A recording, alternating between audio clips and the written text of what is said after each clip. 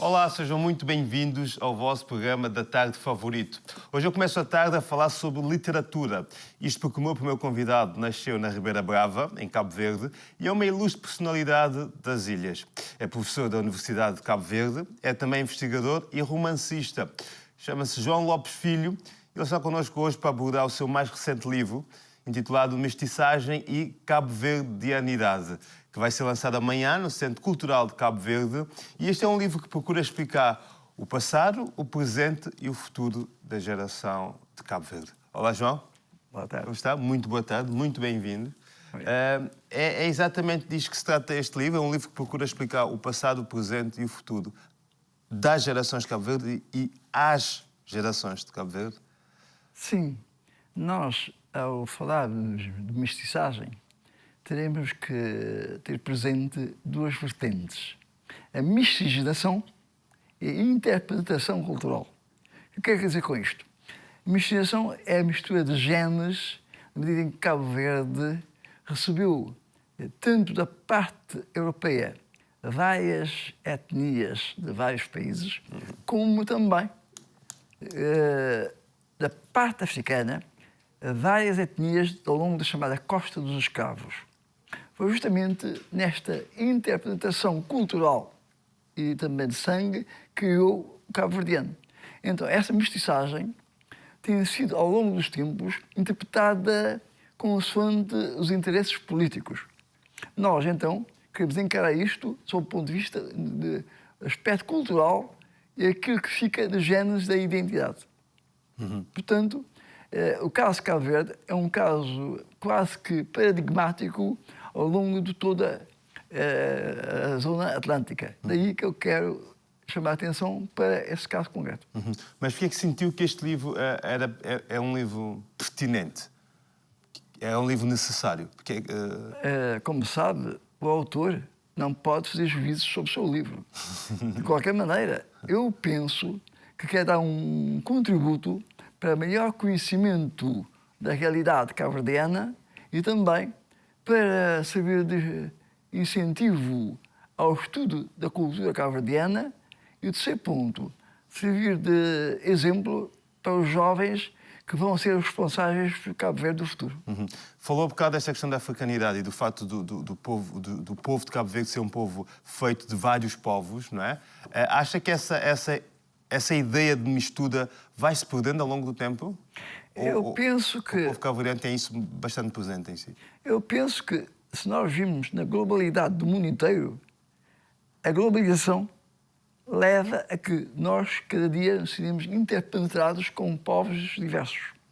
O caso Cabo Verde, que já na gênese começou com interpretação cultural e sanguínea de vários povos, não vai desaparecer, mas vai consolidar, porque a tendência para, quando mais for a mistura, ela convergir para o cabo-verdiano, que é um elemento que vai se solidificando e mostrando a sua identidade cultural e também genética ao longo dos tempos. Portanto, não vai desaparecer, vai melhorar e vai confirmar que existe um povo, uma cultura que é Cabo Verde.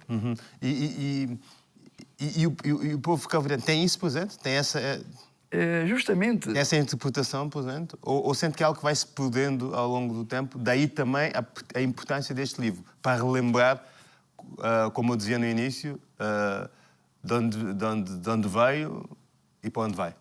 Nós temos partido de um pressuposto que Cabo Verde foi, até há 40 anos, uma colónia.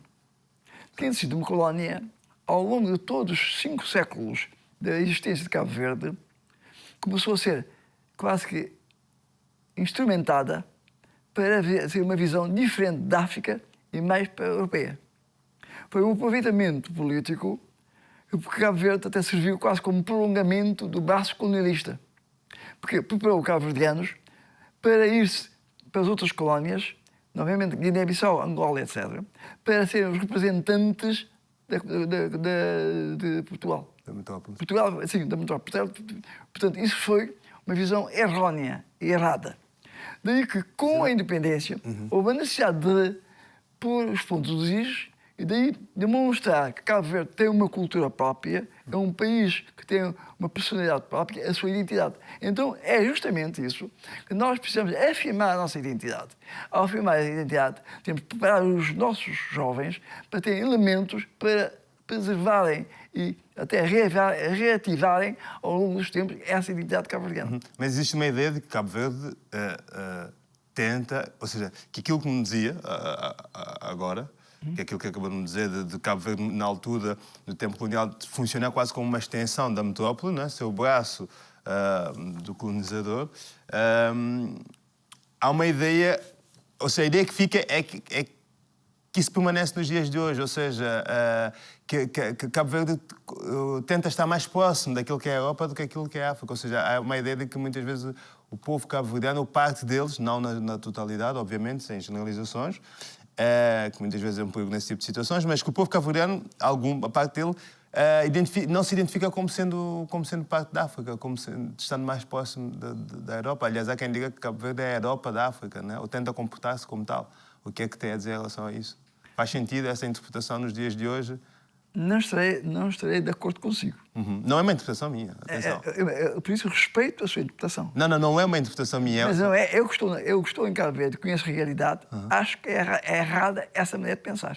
Não se passa isso na realidade. Okay. Eu sei que cada povo tem a sua identidade, mas também cada pessoa tem a sua liberdade de qualificá-la como é. Sim. Mas no caso cabo-verdiano, concretamente, como disse há bocado, foi um aproveitamento do colonizador, mas pós-independência houve uma mudança de mentalidades.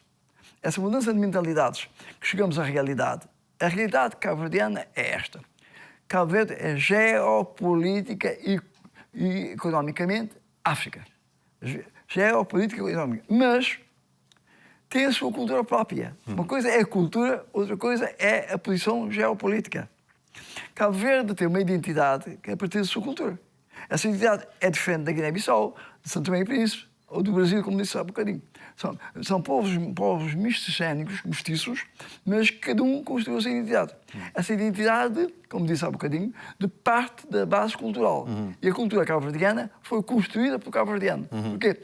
Dos únicos povos que podemos dizer que tem uma cultura construída é Cabo Verde, porque qualquer das outras ilhas, dos outros países, já tinham povos, já existia gente. Cabo Verde foi encontrado desabitado. Portanto, foi construída. Ao passo, por exemplo, no caso do Brasil, por exemplo, já era habitado, já havia gente, já era povoado. Portanto, a única cultura atlântica que foi feita de raiz foi Cabo Verde. É interessante falar do Brasil, porque também é um dos países que aborda aqui no livro, né?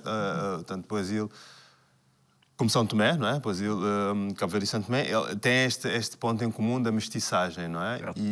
E o que eu ia perguntar é se a interpretação daquilo que se faz da mestiçagem, ela varia consoante os países, ou há um mantra transversal no que toca a este conceito da mestiçagem por todos os países onde se podem encontrá-la? Certo. Eu já, no princípio da nossa conversa, falei dos conceitos que eu tenho de mestiçagem. Mas aqueles conceitos temos que criar mais um outro elemento, que é um elemento político. É o caso de Cabo Verde, que tinha uma visão, politicamente, durante a fase colonial, e que vem a ser alterada depois da independência nacional. Da mesma maneira, o contexto brasileiro é totalmente diferente do contexto cabo-verdiano, na medida que Brasil já havia povos, já havia cultura índia, povos muito antigos, até muitos deles já quase milenares, que tinham uma cultura. Portanto, quando chega o colonizador, vai impor uma nova cultura. Em São Tomé e Príncipe também já havia os angolares. Portanto, enquanto que em Cabo Verde não havia ninguém. Portanto, são totalmente diferentes. Cada contexto, tanto cultural como político, determina a evolução da sua cultura. E a cultura leva à identidade. E a identidade de Cabo Verde, por exemplo, é que leva a que haja uma certa consciência do seu eu, do seu ego. Portanto, cada um destes três países que referiu tem um contexto diferente, uma organização diferente, uma evolução diferente, que leva a que nós tínhamos o alter ego, que nos leva a ser diferente do outro. O ego é o alter ego. Portanto, eu tenho uma maneira de pensar o outro povo tem outra maneira de pensar, mas todos podem ter várias bases. Daí que, para demonstrarmos essa identidade, vamos aos chamados universais da cultura. Pegamos, por exemplo, da língua. Comparamos com a língua dos vizinhos, dos povos vizinhos, ou os povos anteriores, como o caso dos nossos antigos originários africanos ou dos portugueses, demonstramos que a nossa língua não é igual a ela. Portanto, essa diferenciação é que leva à identidade. Também o Brasil tem uma língua que foi imposta, porque não, já havia a língua dos nativos, mas foi imposta pelo colonizador. Ao passo que em Cabo Verde foi construída por cabo-verdiano. Pegou do léxico português, e ligou à sintaxe africana e criou a língua cabo-verdiana. E não houve uma tentativa de se impor também ao português em Cabo Verde? Não, Cabo Verde, a língua oficial é o português. Mas é que em português, segundo a nossa Constituição, o português e o cabo-verdiano estão em pé de igualdade. Agora, ao longo do tempo, foi sempre ensinado nas escolas o português.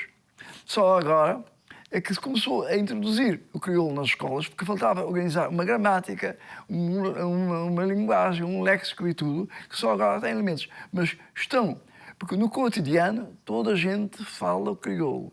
O crioulo, que é hoje a língua cabo-verdiana. Mas antes a imposição era o português. Mas há um movimento para que o crioulo se torne a língua nacional de Cabo Verde, não é? Qual é que é a sua, se me permite perguntar, qual é que é a sua opinião em relação a isso? A minha opinião é que o português e o cabo-verdiano estejam em paridade. Neste momento não estão em paridade, porque a língua oficial é o português e o cabo-verdiano é a língua materna. A própria Constituição diz isto. Então vamos lutar para que na Constituição tanto o português como a língua cabo-verdiana estejam em paridade, em igualdade. Daí que agora começou-se a introduzi-lo no ensino. Mas temos um grande problema quanto ao ensino do cabo-verdiano, porque cada ilha tem uma variante. Pois, exato. Isso vai dificultar o ensino. Portanto, porque não há um cabo-verdiano padrão. Isso exige estudos para saber qual seria a variante que se impunha ou se tem que ensinar todas as variantes, que é uma dificuldade. Portanto, mas, de qualquer maneira, eu sou defensor de que o cabo-verdiano e o português estejam em pé de igualdade.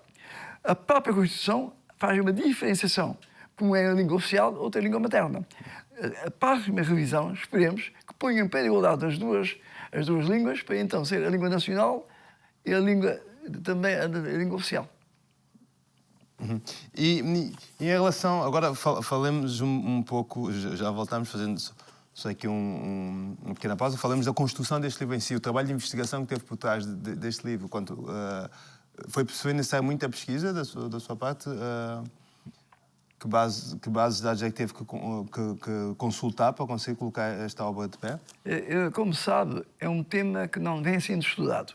Todo e qualquer tema que não está estudado, não temos bases para partir. Então, o que eu comecei por fazer? Uma pesquisa interna, vendo o contexto sociocultural cabo-verdiano, para tirar elementos. E depois fui pegar uma bibliografia específica e, a partir, como base técnico-científica, essa bibliografia, e aplicá-la ao contexto real de Cabo Verde. Foram cerca de 3 anos de pesquisa, pelo menos, que conseguimos, então, tentar integrar todos esses elementos que foram recolhidos, tanto na bibliografia como no trabalho de campo, para construir este livro. Mas também procuramos, um dos capítulos do livro é justamente os modelos. Tentamos estudar pessoas, identidades cabo-verdianas, e não só, que tenham debruçado sobre o tema. Então, selecionamos 10 autores e tentamos ver as suas diferentes maneiras de abordar a questão, e esse elemento serviu então de base para nós sedimentarmos e tirar as bases que chegamos às considerações finais.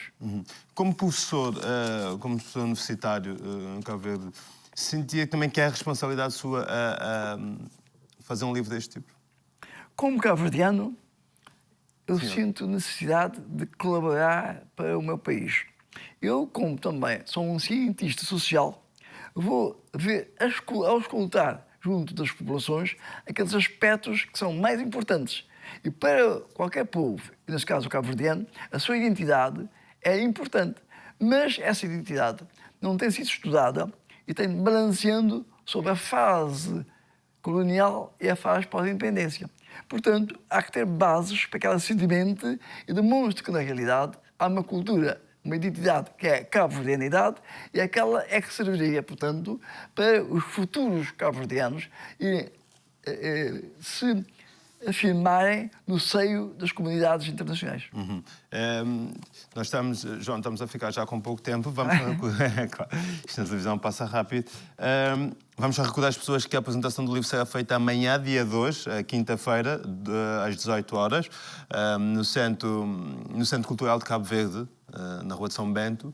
E o livro contará com a apresentação da doutora Ângela Coutinho, certo? Certo. E, obviamente, com o autor do livro, João Lopes Filho, que estará lá para responder todas as questões que possam ter. E vai estar também à venda, disponível já? Sim, amanhã estará à venda, porque a editora é cabo-verdiana, mas tem uma sucursal cá. De modo que o livro foi editado mesmo aqui em Portugal, de modo que vai estar à venda.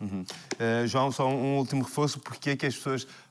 aliás, o João teve este cuidado, que é, apesar de ser académico, não é? Ser um cientista social, fez este livro de forma que todos pudessem lê-lo, não é? Com uma linguagem bastante acessível.